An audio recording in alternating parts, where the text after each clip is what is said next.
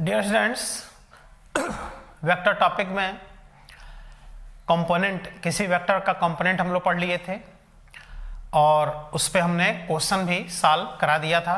Very important कई question component पे solve कराया था और फिर बाद में और भी जो क्वेश्चन कंपोनेंट पे कराए थे उसमें हमने ट्रिकी मेथड से भी क्वेश्चन कराया था। अब हम लोग को देखो पढ़ना है कि if component is given then to determine the resultant. Component अगर दिया हो तो उसका रिजल्टेंट फाइंड करना। देख रहे हो? तो ऐसे में क्या है कि 2 डायमेंशनल और 3 डायमेंशनल दो कॉन्सेप्ट इसमें आते हैं। 2 डायमेंशनल अगर होगा तो आई कैप और जे कैप उसमें इंक्लूड होगा। I cap, J cap, K cap बता चुके हैं, unit vector along X axis, Y axis, Z axis. और अगर 3 डायमेंशनल होगा तो I cap, J cap, K cap तीनों इंक्लूड होगा। तो बहुत छोटे छोटे कॉन्सेप्ट यहां से सीखने को मिलेंगे और जब इसको सीखेंगे तभी जाकर डॉट प्रोडक्ट और क्रॉस प्रोडक्ट हम लोग सीख पाएंगे। तो इसी के बाद से ये 2 डायमेंशनल और 3 डायमेंशनल दोनों कॉन्सेप्ट पढ़ने के बाद से तब जाकर हम लोग पढ़ेंगे डॉट प्रोडक्ट और क्रॉस प्रोडक्ट। बहुत इंपॉर्टेंट होता है दो वेक्टर्स का मल्टीप्लीकेशन। तो देख रहे हो, if component is given then to determine the resultant, जिसमें फर्स्ट कॉन्सेप्ट हम लोग को पढ़ना है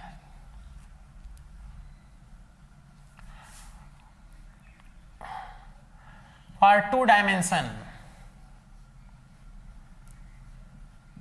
2 डायमेंशन के लिए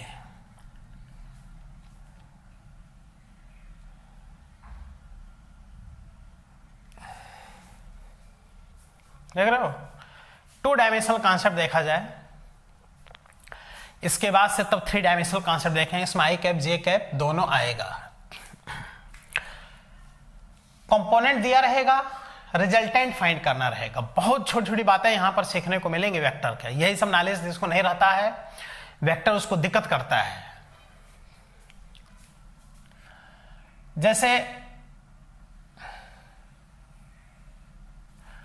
देख लो, हम एक्स एक्सिस और वाई एक्सिस की बात कर रहे हैं 2 डायमेंशन में। एक्स एक्सिस और वाई एक्सिस,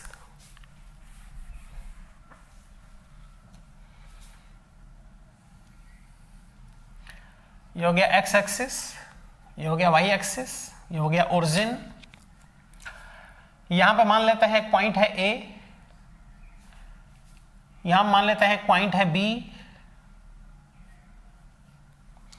और यहां से यहां तक का जो लेंथ है वो ए है, यहां से यहां तक का जो लेंथ है वो बी है। ठीक है, ये एक्स एक्सिस पर, ये वाई एक्सिस पर है।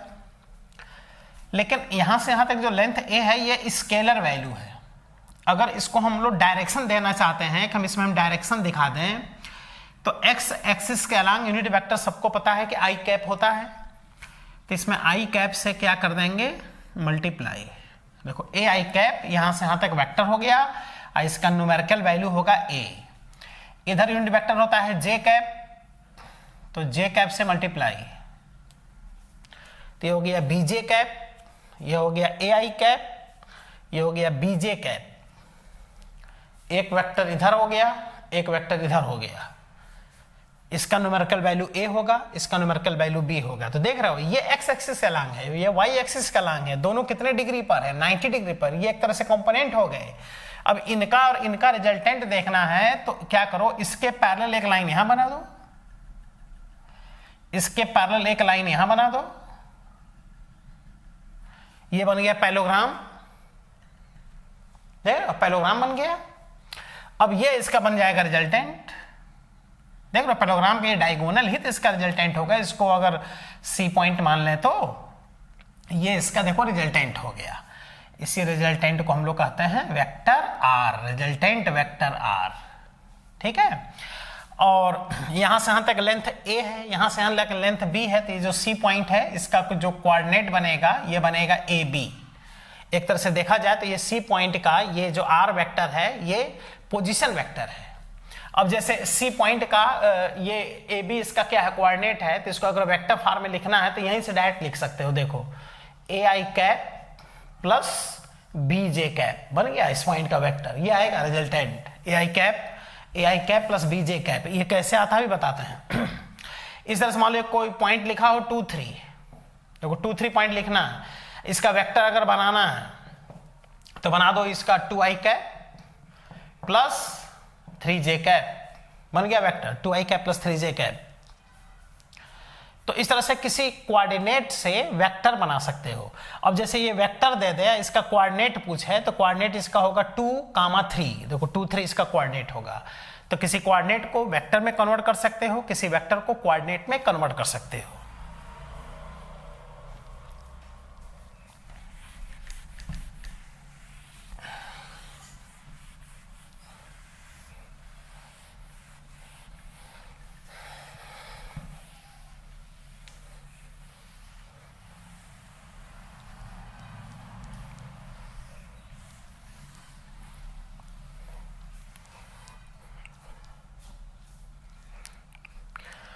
अब इसका अगर रिजल्टेंट फाइंड करना है, फर्स्ट रिजल्टेंट वेक्टर अगर फाइंड करना है तो तुम यहां लगा दो वेक्टर का ट्रायंगल मेथड। देखो OC vector is equal to OA vector plus AC vector, OA vector plus AC vector. और वो OC वेक्टर कितना है, देखो R vector. OA vector is AI cap, AC vector is BJ cap. बन गया AI cap plus BJ cap मिल गया R। इन दोनों का ये आ गया रिजल्टेंट, ये रिजल्टेंट वेक्टर आ गया डियर।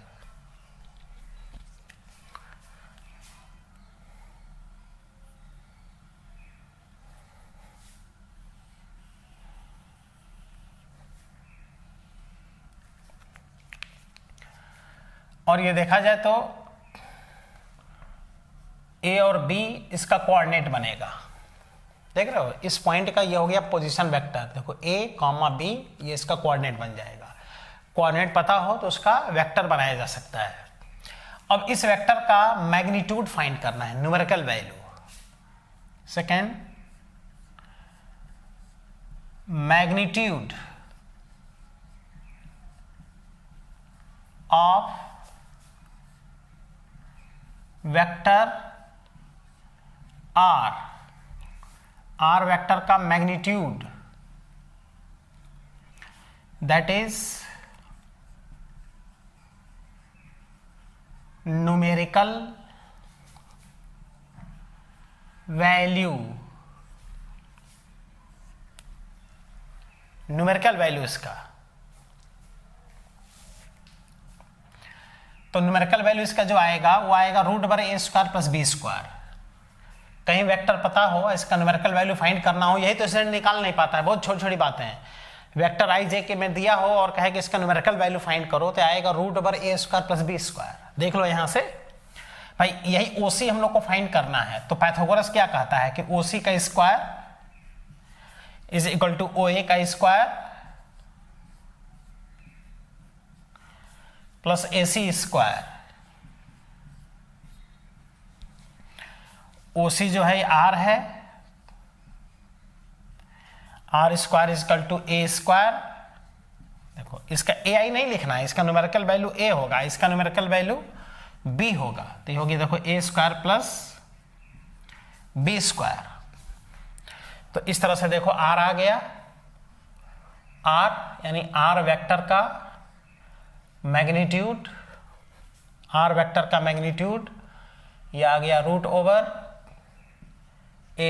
Plus B²। तो इस वेक्टर का ये मैग्नीट्यूड फाइंड करना जानना चाहिए। इस तरह से देखो इसका डियर मैग्नीट्यूड आता है, न्यूमेरिकल वैल्यू आता है। यानी इसका अगर न्यूमेरिकल वैल्यू फाइंड करना है तो √i कैप के कोएफिशिएंट का स्क्वायर प्लस j कैप के कोएफिशिएंट का स्क्वायर, तुरंत न्यूमेरिकल वैल्यू आ जाता है। अब इस वेक्टर का फाइंड करना है unit vector. Third, unit vector of R, R का यूनिट वेक्टर, सबको पता है unit vector is equal to vector upon mod of vector. Unit vector R cap is equal to vector upon mod of vector, ठीक है, vector upon mod of vector. तो ये हो गया unit vector is equal to, vector है कितना, A I cap plus B J cap upon, इसका mod देखो ये है root over A square plus B square. यानी किसी वेक्टर का अगर यूनिट वेक्टर लिखना है तो उस वेक्टर में उसके मैग्नीट्यूड से क्या करना चाहिए, डिवाइड करना चाहिए।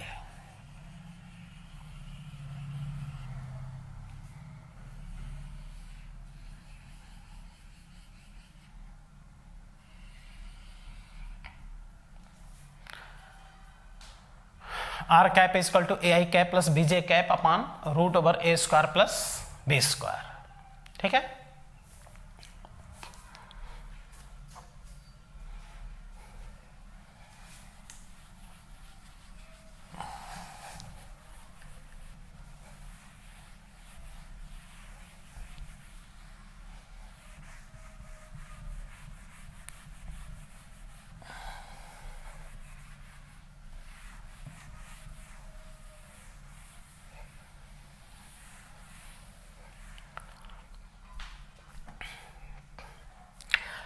अब इस रिजल्टेंट वेक्टर का देखो एक्स एक्सिस से एंगल ये थीटा फाइंड कराता है, वेक्टर दिया रहेगा और उसका एंगल एक्स एक्सिस से फाइंड करना रहेगा। जैसे आर वेक्टर दे दिया, R vector is equal to A I cap plus B J cap, बस इसी को देख के बताना होगा कि बताओ ये वेक्टर एक्स एक्सिस से कितना एंगल बना रहा है। तो इसको फाइंड करना है तो इससे आ जाता है, देखो tan theta is equal to J का कोफिशिएंट अपॉन आई का कोफिशिएंट, इससे फट से एंगल निकल आता है। यानी इस वेक्टर से मैग्नीट्यूड निकालना, यूनिट वेक्टर फाइंड करना और एंगल फाइंड करना दोनों आना चाहिए। एक्स एक्सिस एंगल अगर पता चल गया 30 डिग्री तो वाई एक्सिस एंगल हो जाएगा 60 डिग्री, क्योंकि 90 से माइनस कर दो उसको।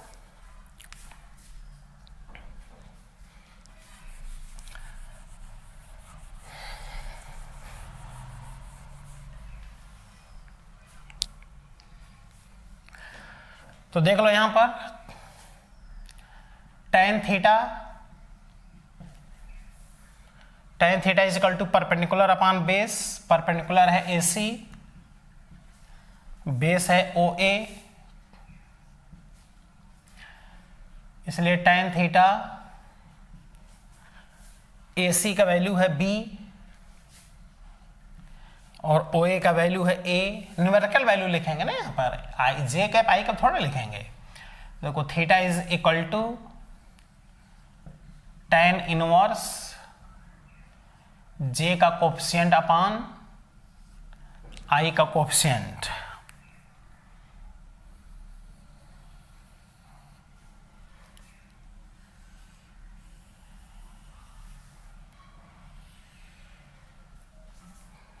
Theta is equal to tan inverse B upon A, theta is equal to tan inverse J का कोफिशिएंट अपॉन आई का coefficient.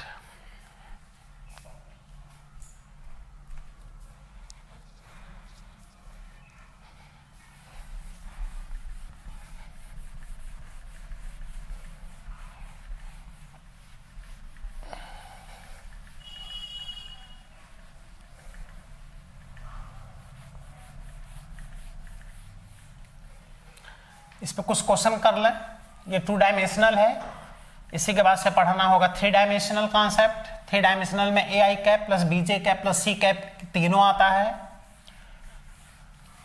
A I cap plus B J cap plus C K cap, उसमें तीनों आएगा क्योंकि तीनों axis की बात किया जाएगा 3 डायमेंशनल में। ये 2 डायमेंशनल है। जैसे क्वेश्चन है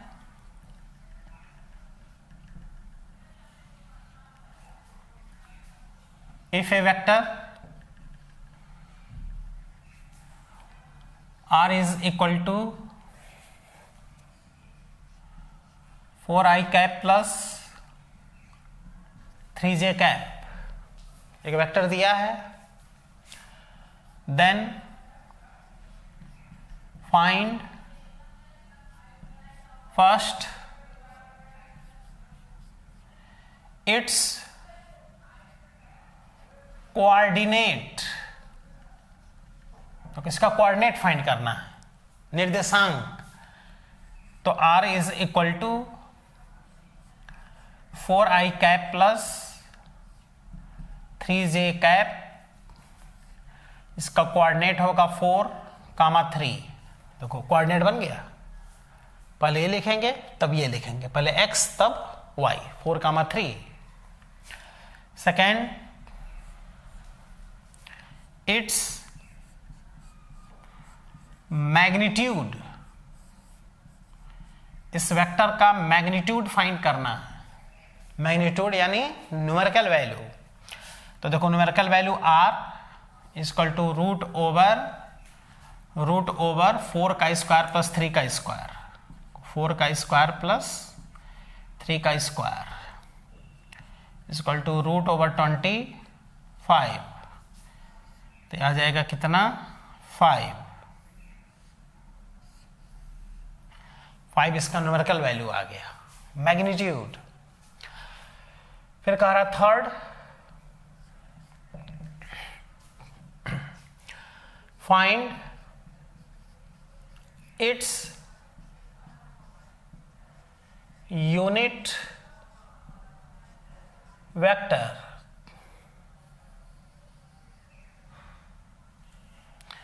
इसका यूनिट वेक्टर फाइंड करना है। तो unit vector r cap vector upon mod of vector. तो वेक्टर है 4i cap plus 3j cap, इसका मॉड आया है 5। तो ये जो वेक्टर है इसका यूनिट वेक्टर आ गया 1/5 ब्रैकेट में 4i cap plus 3j cap. देखो 4i cap plus 3j cap. फिर कहेगा इस जो क्वेश्चन दिया है इसमें कहेगा इसका इस वेक्टर का x एक्सिस से एंगल बताओ कितना होगा। तो क्वेश्चन का fourth part,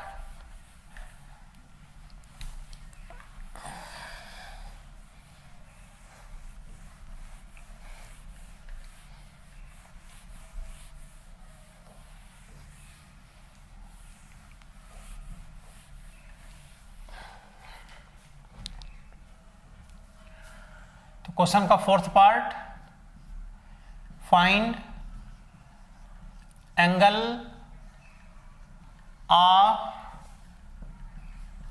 angle of vector r from x axis. x axis से इसका एंगल फाइंड करना है।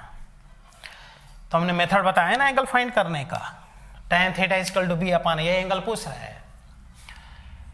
तो angle tan theta is equal to B upon A. B का वैल्यू है 3, ए का वैल्यू है 4। Theta is equal to tan inverse 3/4, और tan इनवर्स 4/3 53 डिग्री होता है, और tan इनवर्स 3/4 37 डिग्री होता है। तो ये आ गया 37 डिग्री। एक्स एक्सिस से एंगल, ध्यान देना ये एंगल एक्स एक्सिस से आया है। अच्छा वाई एक्सिस से अगर एंगल फाइंड करना है तो 90 में से इसको माइनस कर दो तो वाई एक्सिस से आ जाएगा एंगल। यही तो फायदा है 2 डायमेंशनल में, यानी एक वेक्टर से देखो सारे वैल्यू निकाल आ रहे हैं। इसका मैग्नीट्यूड आ जा रहा है, इसका न्यूमेरिकल वैल्यू आ जा रहा है, इसका यूनिट वेक्टर आ जा रहा है। सारे कॉन्सेप्ट देखा जाए तो इसके क्या हो जा रहे हैं, सॉल्व हो जा रहे हैं। ठीक है, तो यह है 2 डायमेंशनल। इसके बाद हम लोग पढ़ेंगे 3 डायमेंशनल कॉन्सेप्ट।